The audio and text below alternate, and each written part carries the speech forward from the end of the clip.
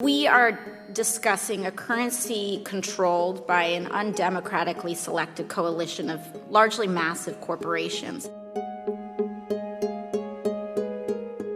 Facebook, which is a publishing platform, an advertising network, a personal telecommunications network, a surveillance corporation, a content distributor, now also wants to establish a currency and act through its wallet as, at minimum, a payment processor.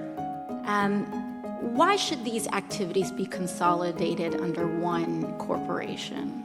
Congresswoman, the one thing that we are focused on really is solving problems for the very people who are left behind right now, and we believe it's important because we have the ability to invest and we have the products to deliver those services that will solve problems, the same way we've reduced costs for people to communicate on our messaging apps. I see.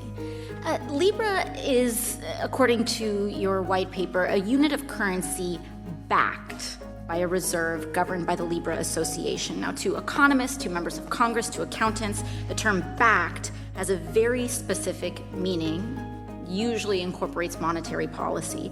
Yet the Libra white paper does not define backed. Rather, it states that Libra will be, quote, backed by government currency and government securities. So what does backed mean in your sense? Congresswoman, it means that it will have a reserve, one for every unit of Libra. You will have the corresponding value in stable currencies. Mm-hmm. And so does this mean, as stated, the Libra Association does not set monetary policy, but it mints and burns coins in response to demand from authorized resellers. As it appears today, if there are more Canadian Libra users than U.S. users, will there be more Canadian dollars in the Libra Reserve to meet potential redemptions?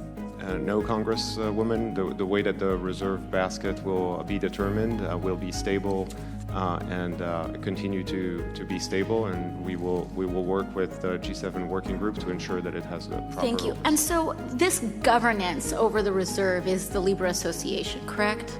Yes, it is, Congresswoman. And so currently the Libra Association is governed by Facebook, Uber, eBay, Spotify, Visa, Thrive Capital, Union Square Ventures, and a handful of nonprofits as well as some other partners, correct?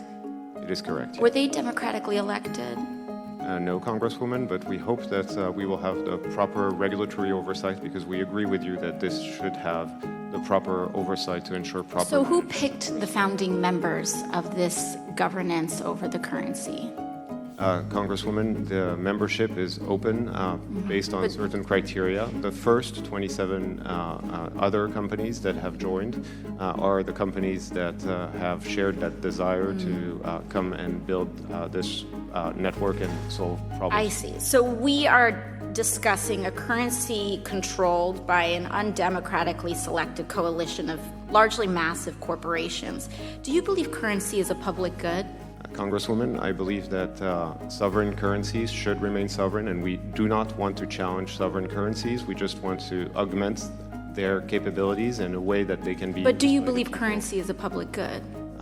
Congresswoman, I believe that sovereign currencies are sovereign, and as a result, they should continue. So do you believe Libra should be a public good? Congresswoman, again, we will work with all of the regulators and address all concerns, and the regulators will determine. All right. I'll take that as a no. I should take that as a no? It is not for me to decide, Congresswoman. Okay. I'll take that as a no.